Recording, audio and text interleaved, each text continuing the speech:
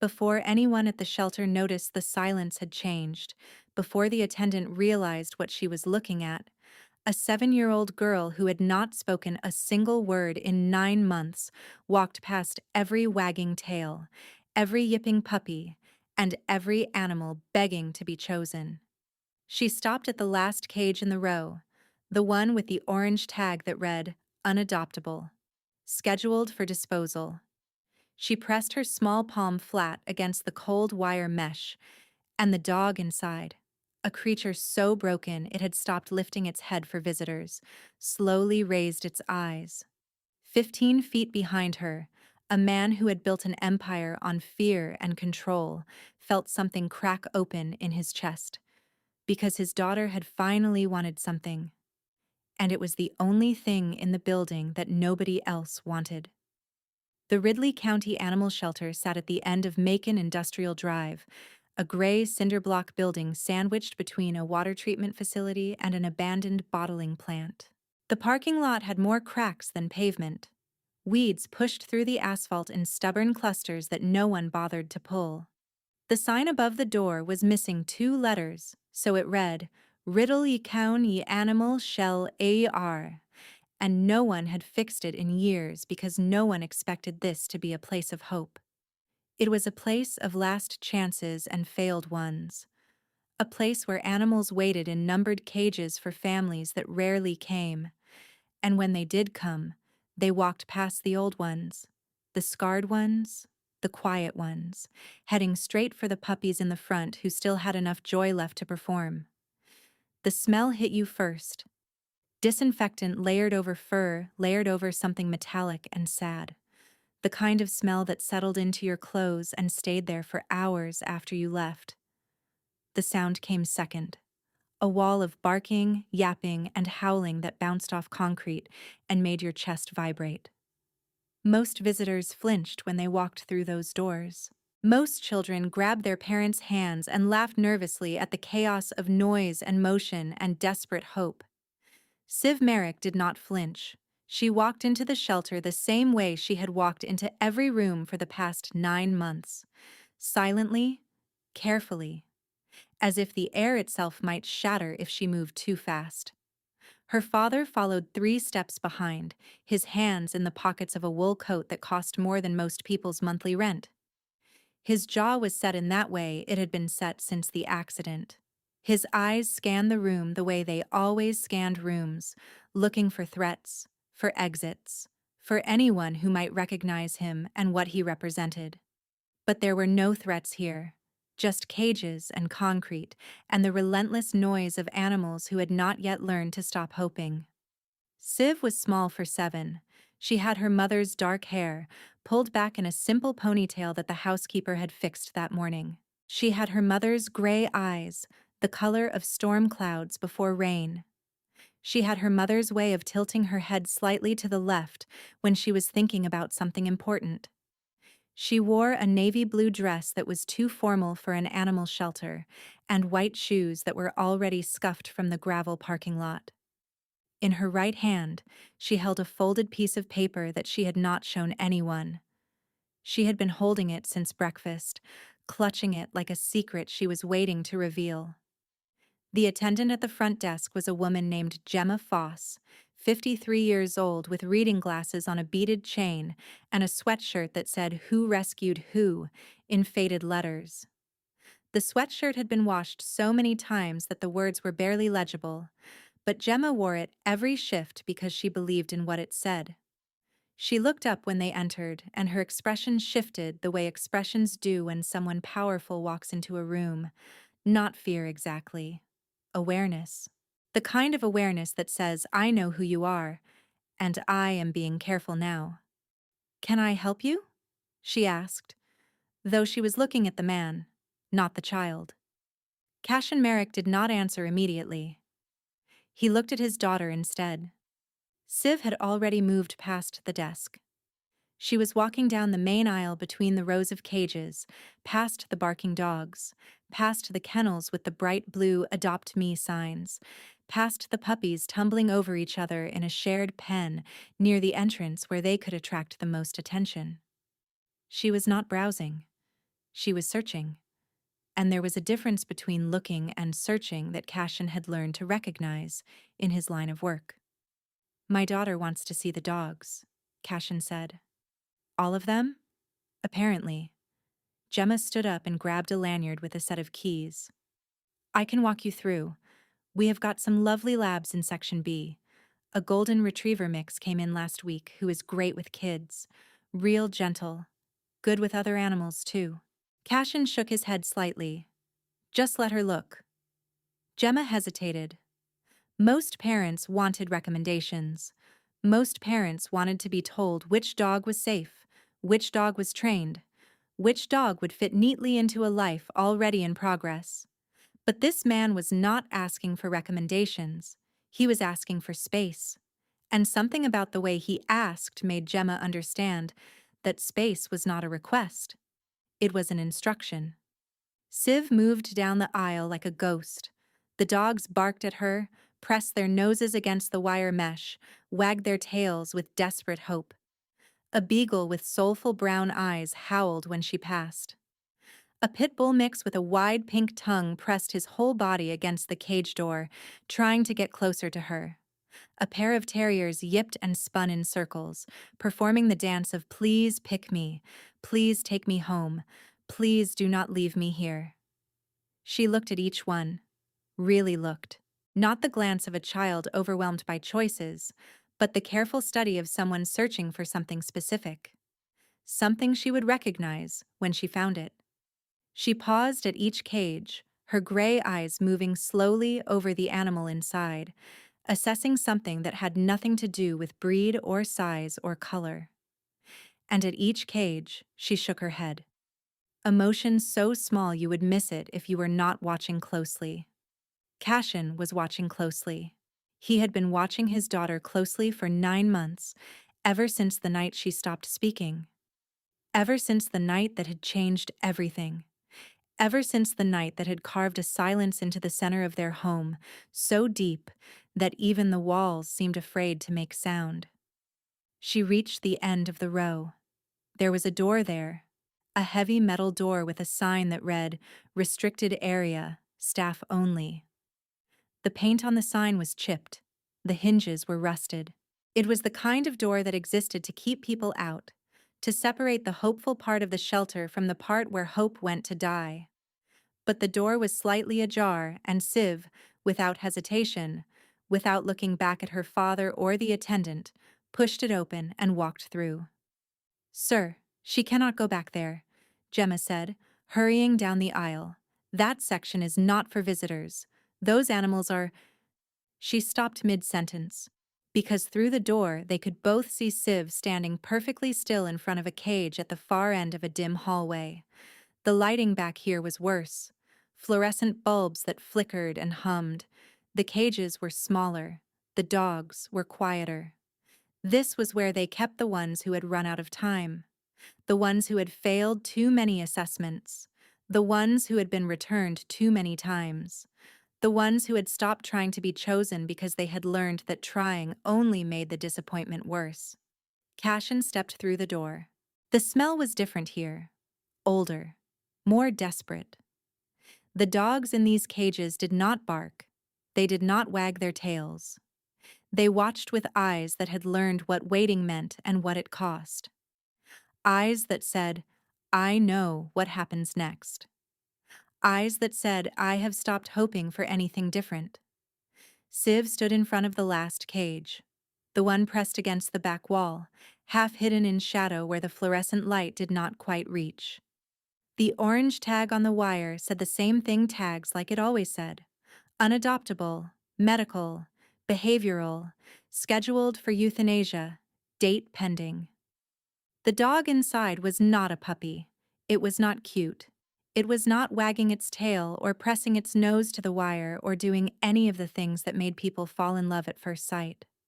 It was lying on a thin gray blanket with its head resting on its front paws, and it was looking at Siv with one eye. Just one. The left eye was missing, the socket scarred over with pink tissue that had healed badly and would never look right.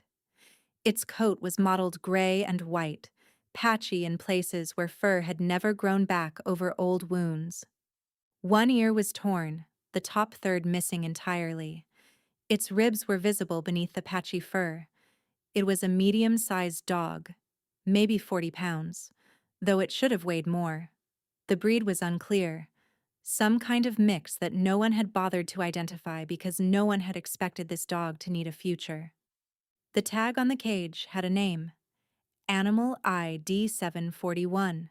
No real name, just a number. Just a placeholder for a life that was scheduled to end. Siv pressed her palm against the wire. The metal was cold against her skin. The dog did not move. It just looked at her with that single eye, watching, waiting, and expecting nothing. And something passed between them. Something that had no words because neither of them had words right now. Something that existed in the space between two broken creatures who recognized each other across a distance that had nothing to do with feet or inches. Then Siv's other hand moved. She lifted the folded paper she had been holding all morning. She pressed it flat against the cage next to her palm. And on that paper, in purple crayon, in handwriting that was still learning how to form letters, was a single word. Friend. The dog lifted its head, for the first time in weeks. For the first time since it had stopped hoping. It lifted its head and looked at the word on the paper, and then looked at the girl who had written it. And something in its single eye changed. Not hope exactly. Something smaller than hope. Something that came before hope. The faintest flicker of a creature who had remembered, against all evidence that good things might still exist. Gemma appeared beside Cashin, slightly out of breath from hurrying down the hallway. Sir, I am so sorry, she should not be back here. This section is not for visitors. These animals are... She stopped. She saw the paper. She saw the girl.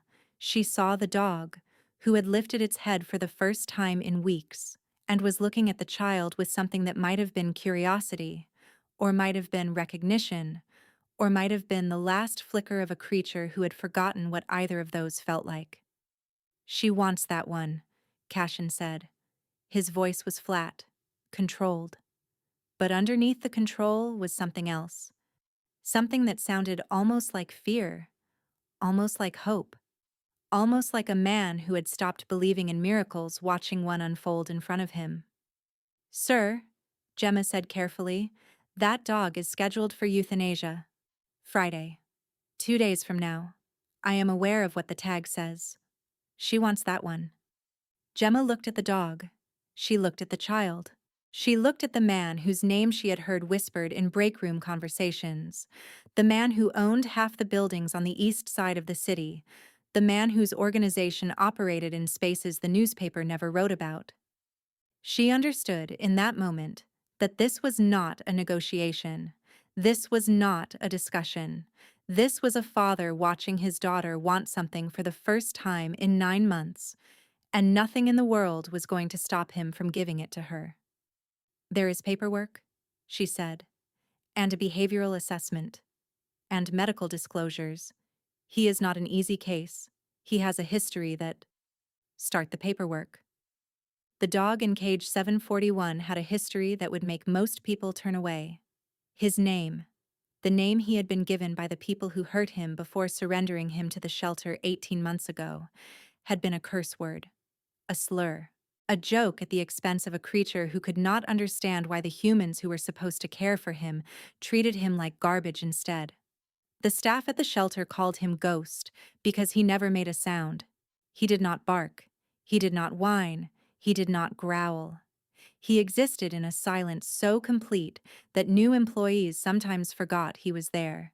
He had been found 2.5 years ago in the basement of a foreclosed house on the south side of the city.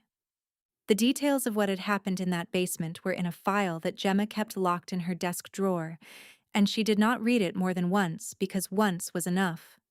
Once was more than enough. He had been used for things that dogs should never be used for. He had survived things that should have killed him. And when he arrived at the shelter, Shaking and bleeding and missing an eye, the veterinarian on duty had looked at Gemma and said, "The kindest thing we could do is let him go." But Gemma had not let him go. Not then. She had paid for his surgeries out of her own pocket. She had sat with him in the recovery room when he would not eat, when he pressed himself into the corner of his kennel and trembled at every sound.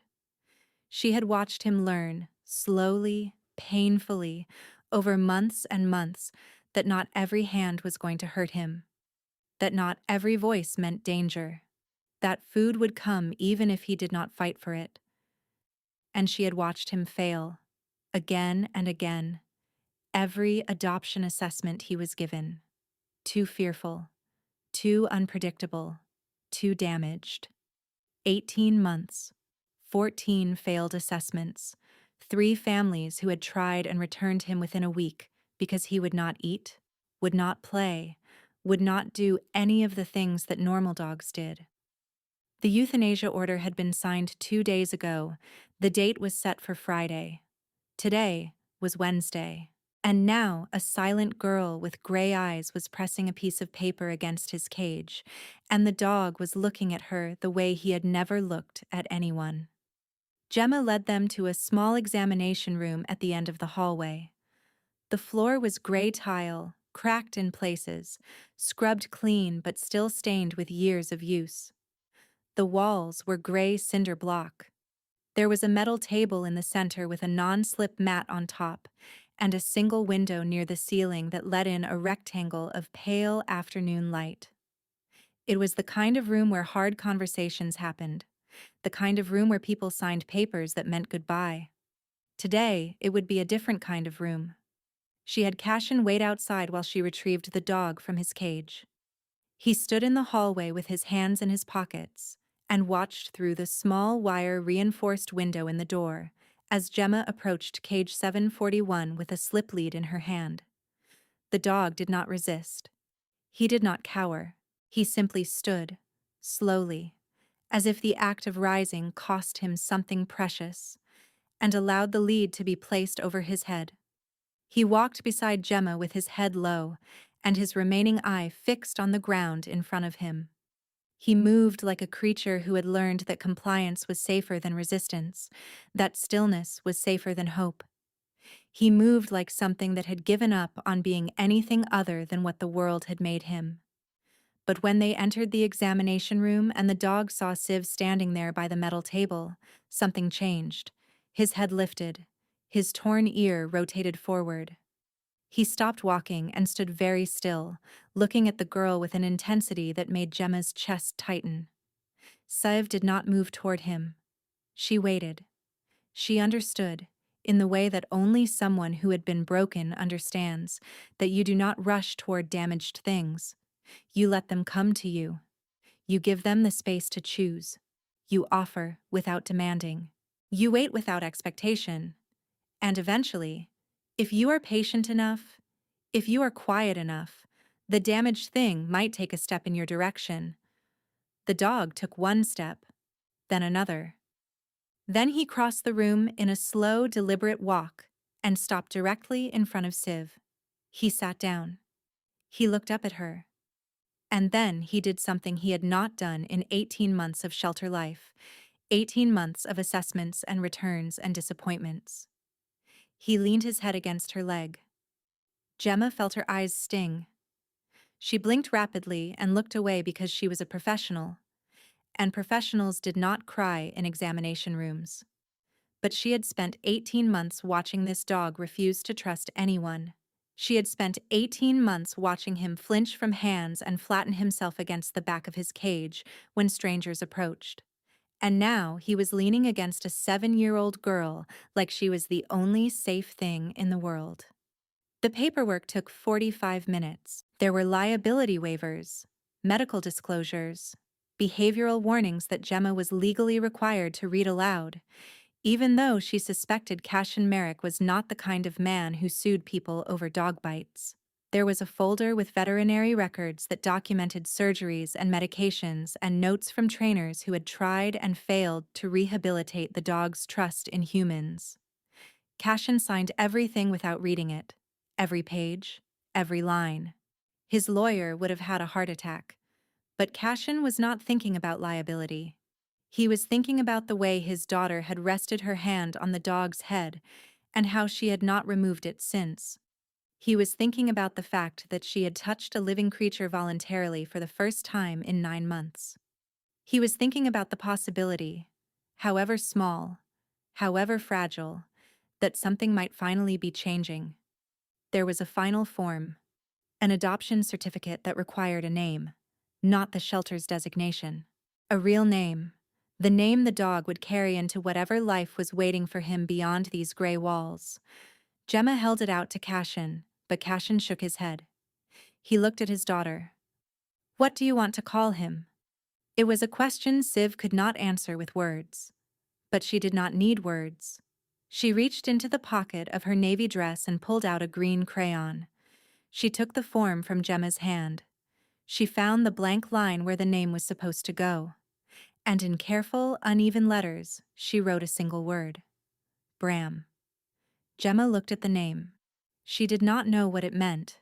She did not know if it meant anything at all. But the girl had written it with such certainty, such quiet conviction, that Gemma understood it was the only name this dog could ever have. Bram, she said aloud, testing the sound of it. That is a good name. They left the shelter at 4:17 in the afternoon. Cashin's driver, a broad-shouldered man named Olin, who had worked for the Merrick organization for 11 years, was waiting in the parking lot with a black SUV idling near the curb. He saw them coming and stepped out to open the back door. Then he stopped. He looked at the dog walking beside the girl. The dog with one eye and scars and a body that told a story no one wanted to read. Olin looked at Cashin. Cashin looked at Olin. She picked him, Cashin said. That was all the explanation required. Olin nodded once. He opened the back door wider. He watched as Siv climbed into the back seat and Bram jumped up beside her without being lifted, without being coaxed, without hesitation. The dog settled on the leather seat as if he had been riding in expensive cars his whole life. He pressed his body against Siv's side and rested his head on her lap. In the rearview mirror, Cashin watched his daughter's face. He watched the way the light moved across it as they drove through the industrial streets and onto the highway. He watched the way she looked almost peaceful for the first time in 9 months. Almost like the girl she had been before the accident. Almost like someone he recognized. He thought about Rena, his wife, Siv's mother. 34 years old when she died. She had been driving home that evening because Cashin was late for pickup. He had been in a meeting that ran long, a meeting about territory and money, and the kinds of things that had seemed important until they were not. He had texted her at 6:14. Running behind. Can you pick up Siv from piano? She had texted back a single word. Okay. That was the last word she ever wrote. The truck crossed the median at 6:27. Siv was in the back seat. She watched her mother die. And somewhere between the impact and the sirens and the hands that pulled her from the wreckage, Siv Merrick stopped speaking. 9 months. 47 therapy sessions. 0 words. Until today. Until a shelter at the end of an industrial road. Until a dog that nobody wanted. The Merrick estate sat on 11 acres at the end of Thornwood Lane, behind a gate that required 3 separate codes to open. The house was stone and timber, built in the 1920s by a railroad magnate and purchased by Cashin's father in 1978, for reasons that had nothing to do with architecture and everything to do with privacy. It had 14 rooms, a library that no one used, a kitchen that could serve 40 people, and hallways that echoed with the kind of silence that only exists in homes where something essential has been lost. Before Rena's death, the house had been full of sound. Her laughter in the morning when Siv said something funny at breakfast. Her voice calling down the hallway, asking if anyone had seen her reading glasses.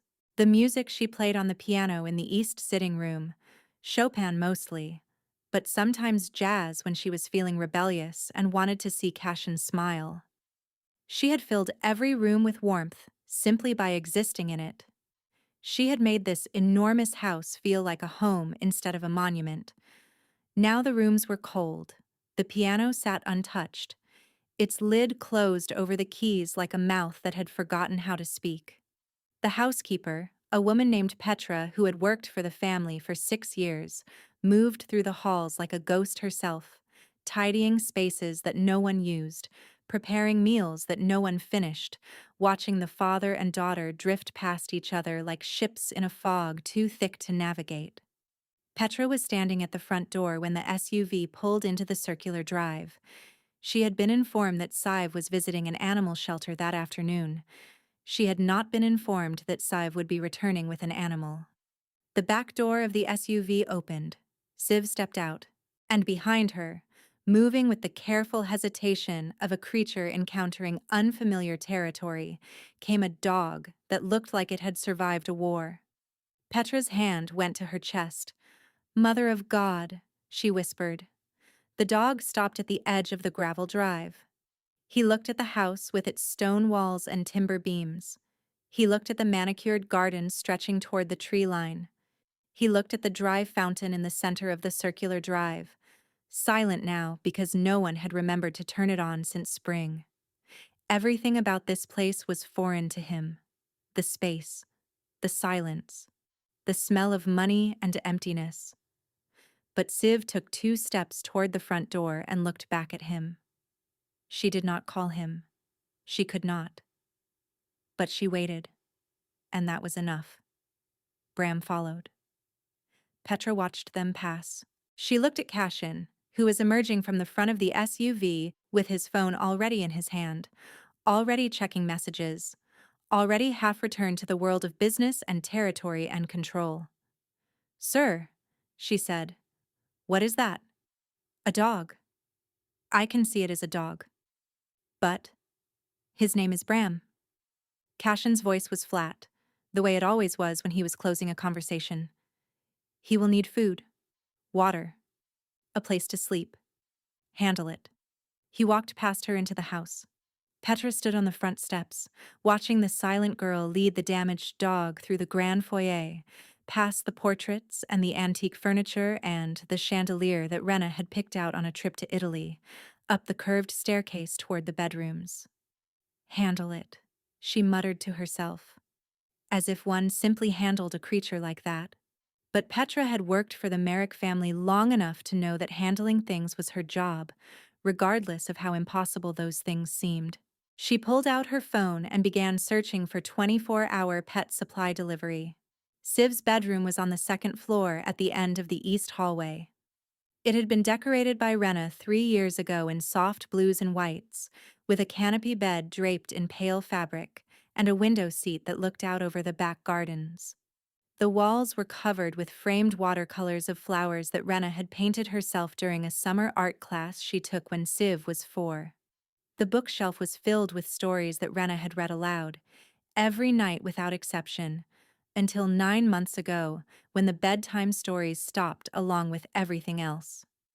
Now the room felt like a museum, a preservation of something that no longer existed. Siv pushed open the door. She did not turn on the light. The late afternoon sun came through the window in golden slants, illuminating dust motes that floated in the air like tiny planets. She walked to the center of the room and stood there, looking around as if seeing it for the first time, as if trying to remember who she had been the last time she stood here and felt at home. Bram stood in the doorway. He did not enter. He watched her with his single eye, waiting for permission, waiting for a signal that this space was safe, that he was allowed to be here, that he would not be punished for crossing the threshold. Siv turned and looked at him. She walked back to the doorway. She took his face in her small hands, one palm on each side of his muzzle, and she looked into his remaining eye. She held him like that for a long moment, a silent communication passing between them that needed no words, because words were not what either of them had right now. Then she gently guided him into the room. He followed. She led him to the window seat, the cushioned alcove where she used to sit with her mother and watch the sun set over the gardens. She climbed up onto the cushion and patted the space beside her. Bram hesitated. The window seat was raised. It was soft. It was the kind of place that dogs like him were never allowed to sit. Dogs like him slept on concrete, on thin blankets that smelled like bleach, on floors that were cold in winter and hot in summer. Not on cushions, not beside windows, not in rooms with watercolors and canopy beds. But Siv patted the cushion again, and Bram, who had spent 2.5 years learning that trust was a trap and hope was a prelude to pain, jumped up beside her. He settled into the cushion. He pressed his body against hers. He rested his head on her lap, the way he had in the car, the way he had in the examination room, the way he had from the first moment she pressed her palm against his cage. And Siv, for the first time in 9 months, cried. The tears came silently. Of course they did. Everything about Siv was silent now, but her shoulders shook and her breath hitched, and the tears rolled down her cheeks and fell onto Bram's fur, darkening the gray and white patches, soaking into the scars that marked his body like a map of everything he had survived. Bram did not move. He did not lift his head. He simply lay there, absorbing her grief the way he had absorbed everything else. The beatings, the hunger, the endless days in a concrete cage waiting for a death that never came. He had learned to survive pain. He had never learned to receive love. But something in him understood that this girl was offering something he had never been offered before. Not pity. Pity was what the shelter workers had given him. Their voices too soft, and their hands too careful. Their eyes full of sorrow that made him feel like a burden. This was different. This was recognition. This was a girl who understood what it meant to be trapped inside a silence so deep that no one could reach you. This was a creature who knew what it felt like to lose everything and still have to wake up the next morning. Presence. That was the word for what they gave each other. Presence without expectation. Presence without demand. Presence that said, I am here, and I am not leaving, and you do not have to be anything other than what you are. Siv cried until her body had nothing left to give. Then she lay down on the window seat, curling her body around Bram's, her arm draped over his side, her face pressed against his neck. She closed her eyes. Her breathing slowed. The golden light from the window faded to orange, then pink, then the soft gray of early evening. Bram did not sleep. He lay perfectly still, his eye open, watching the door, guarding. Because that was what he had always done. In the basement, in the shelter, in every place where danger could come through a door without warning. He had learned to watch. He had learned to wait. He had learned that the only way to survive was to never let your guard down. But for the first time in his life, he was not guarding himself. He was guarding her. Downstairs, in the study that had once belonged to his father and was now his own, Cashin Merrick sat behind a mahogany desk and stared at a glass of whiskey he had poured, but not touched. The study was dark except for a single lamp. The walls were lined with books he had never read and photographs he could no longer look at. One photograph sat on the corner of the desk, turned slightly away from him. It showed a woman with dark hair and gray eyes, laughing at something outside the frame.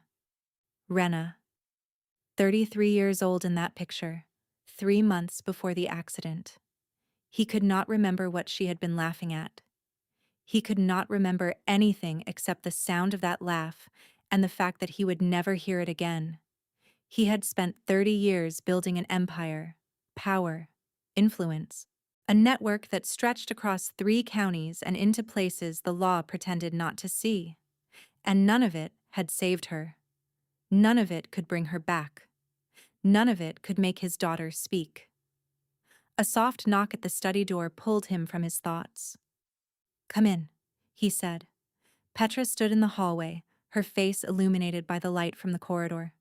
She is asleep. In her room. With the dog. Cashin nodded. He has not left her side.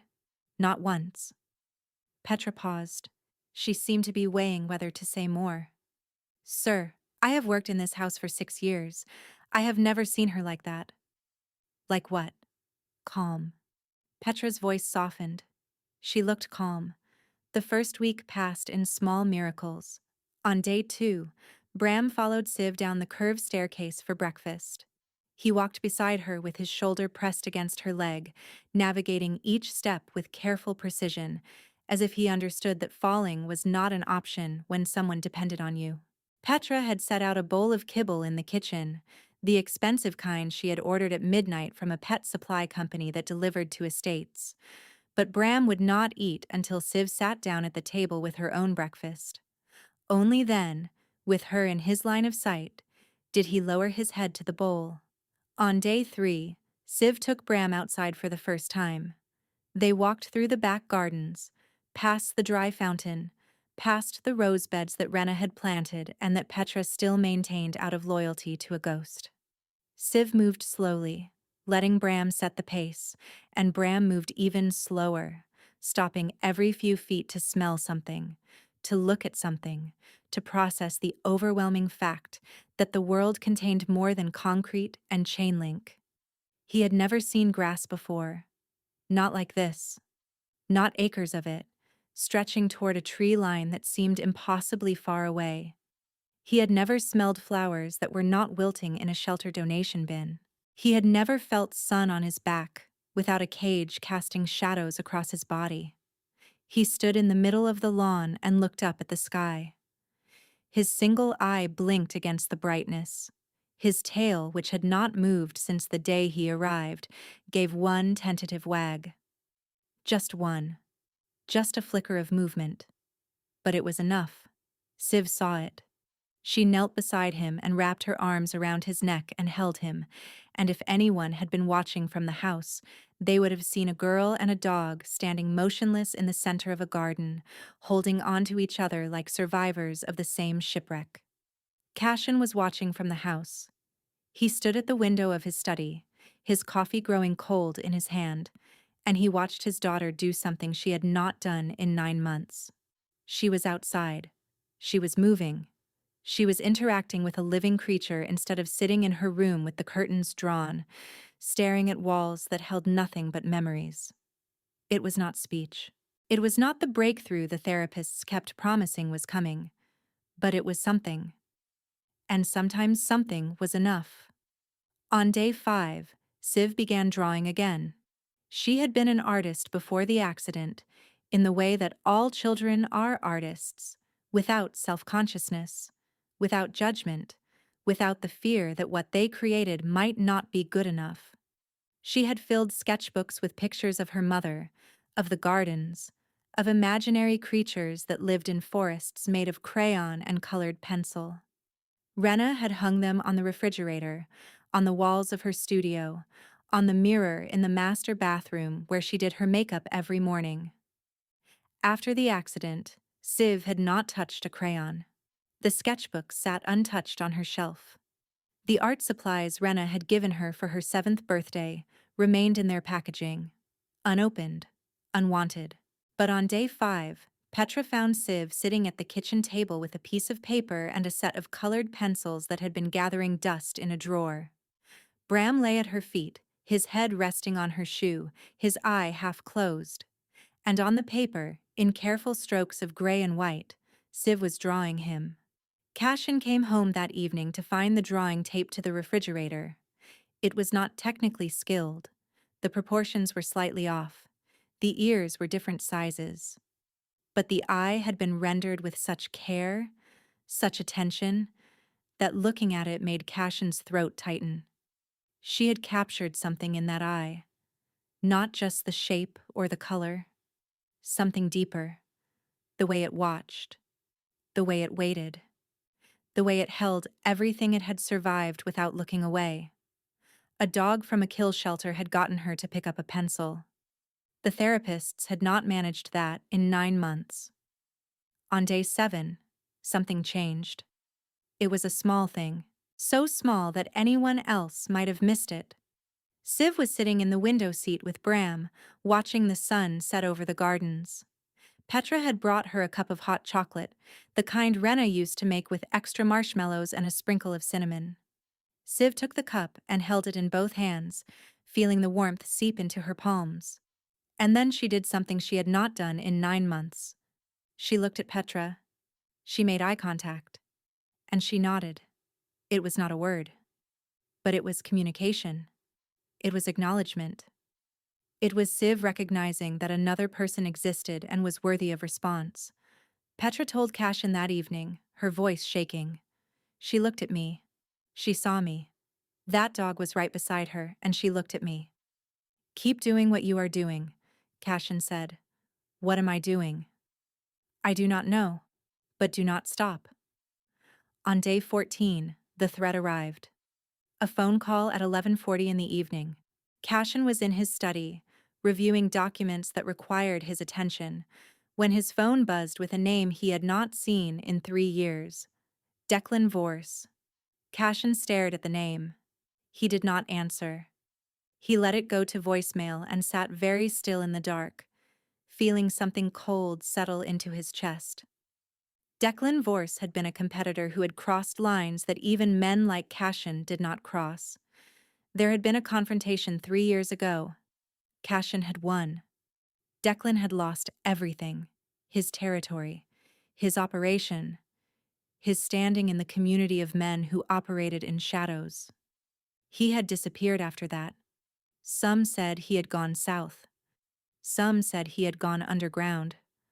Some said he was dead. But dead men did not make phone calls. The voicemail was 22 seconds. Cashin. It has been a while. I heard about your wife. Terrible thing. A pause. I also heard you have a daughter. Sweet kid. I have been watching the house. That dog she walks in the garden every afternoon? Nice touch. Makes the whole thing feel very domestic. Another pause. We should talk. Soon. I will be in touch. Cashin sat in the darkness for a long time. He thought about his daughter asleep upstairs with Bram. He thought about the garden where they walked every afternoon, visible from the tree line. Declan Vorse had made a mistake. He had called to announce his intentions. Cashin Merrick did not announce. He acted. The next 3 days were quiet on the surface. Beneath it, Cashin moved with precision. Phone calls were made. Resources were positioned. A security team arrived in unmarked vehicles and took positions along the perimeter of the estate, invisible to anyone inside the house, invisible to anyone outside who was not looking carefully.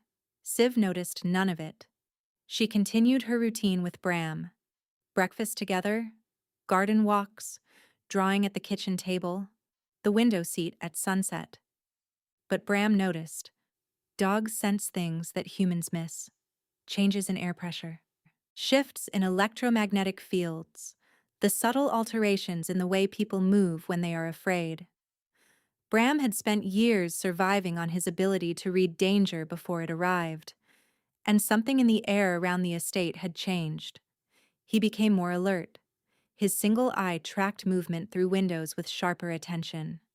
He slept lighter, lifting his head at sounds that had not bothered him before.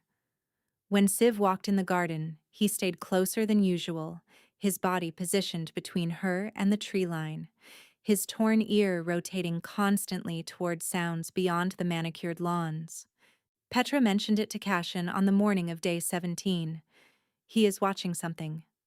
I do not know what, but he watches the trees like he is waiting for something to come out of them. Cashin nodded. Keep her inside today. Petra looked at him with the expression of a woman who had worked in this house long enough to know when questions would not be answered. She nodded and did not ask. But Siv grew restless. She stood at the window of her room and looked out at the garden, at the fountain, at the path she and Bram had walked every day for 2 weeks. She pressed her palm against the glass the way she had pressed it against Bram's cage at the shelter. She wanted to go outside, After 9 months of walls that felt like prisons, she could not bear another day inside. She opened her door. She walked down the hallway. She descended the curved staircase with Bram beside her. She crossed the foyer and opened the front door and stepped out into the afternoon light. Bram stopped at the edge of the circular drive. His body went rigid, his single eye fixed on the trees, his lips pulled back slightly. Not a growl. Not yet. Just a warning. A signal that every animal understands. Something was there. Siv did not see it. She turned to look at Bram, and in that half-second, the thing in the trees moved. A man came out of the shadows at a run. He covered the distance between the tree line and the circular drive with the speed of someone who had been waiting for exactly this moment. He was not large, not visibly armed, but his eyes were fixed on Siv with an intensity that needed no weapon. And Bram moved. No hesitation, no calculation, no thought beyond the single imperative written into his body by years of brutality. Protect. He launched himself across the gravel like something out of a nightmare. 40 pounds of scarred muscle and silence. No bark, no growl. Just movement. Pure and terrifying and unstoppable. He hit the man at chest level and drove him backward onto the gravel. His teeth found the man's forearm and clamped down with the pressure of a creature who had learned that letting go meant death. The man screamed. The sound echoed off the stone walls and scattered birds from the garden trees. The security team arrived in seconds. Olin was first. They pulled Bram off the intruder, and it took all three of them, because Bram was not letting go. But Siv did not see any of that. She saw Bram standing in the center of the circular drive. Blood on his muzzle. Blood that was not his. His single eye still fixed on the man. His body shaking from adrenaline. She walked toward him. The security team shouted at her to stop. She did not hear them. She knelt in front of him. She took his face in her hands. She looked into his eye, and she spoke. Good boy. 2 words. The first words in 9 months. Raspy and thin and barely louder than a whisper. But words. Bram's shaking stopped. He leaned his head against her chest. She wrapped her arms around him.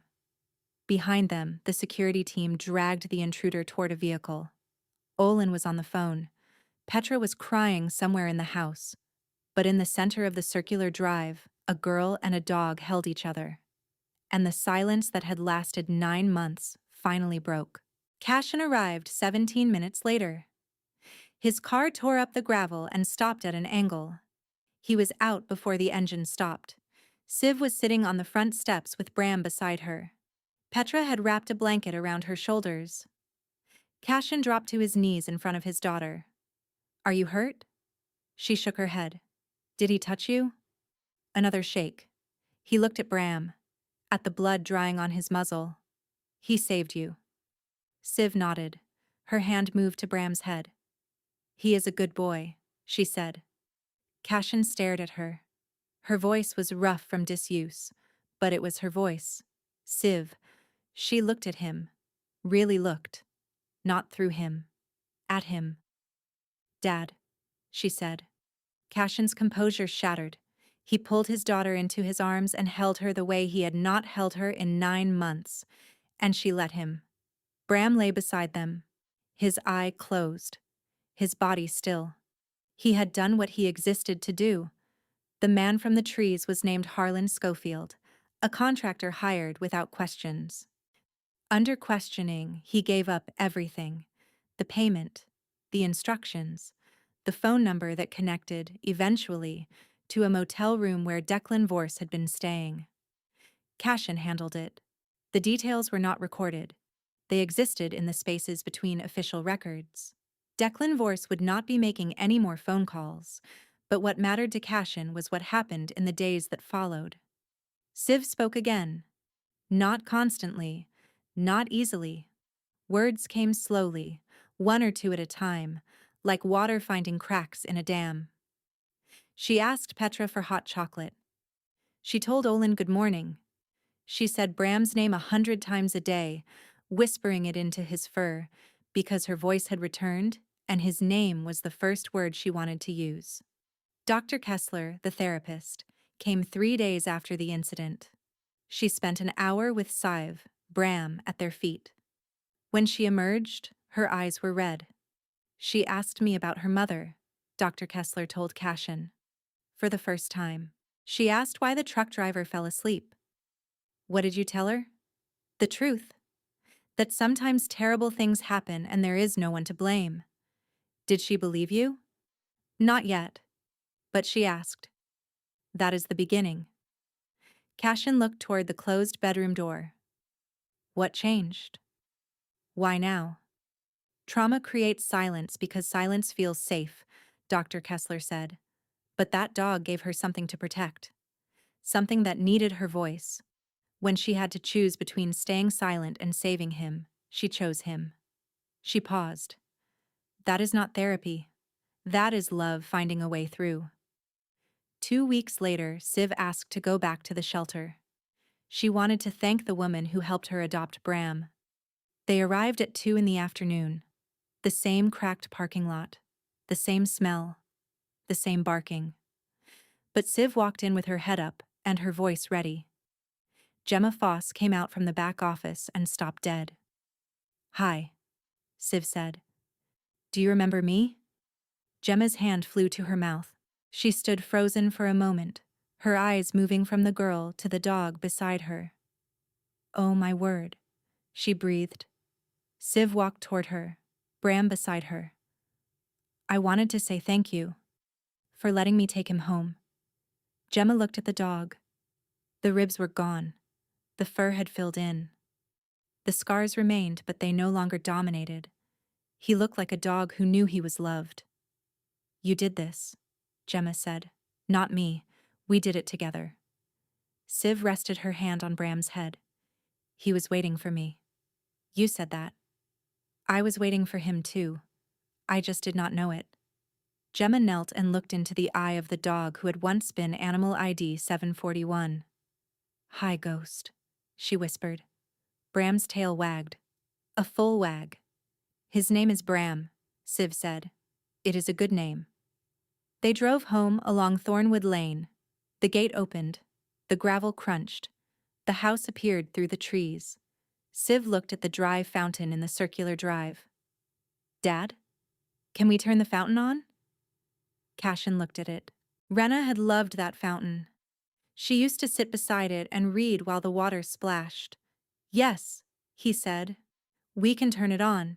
He found the valve behind the rose beds. Pipes groaned.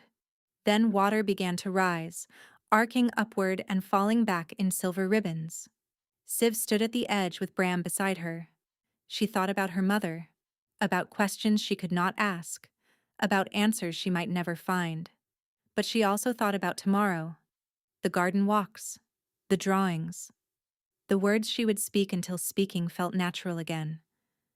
She thought about her father, standing by the roses, watching her. Not from the periphery anymore, part of the circle now. She raised her hand and waved. He waved back. The fountain kept running, water falling and rising and falling again, not replacing the silence, not erasing it, just adding something new. Inside the house, Petra stood at the kitchen window watching them. The man, the girl, the dog that nobody wanted. She thought about the drawing still taped to the refrigerator, the careful strokes, the single eye. The water ran. The sun sank lower. And beside the fountain, Siv knelt and wrapped her arms around Bram. I love you, she whispered. Bram's tail wagged.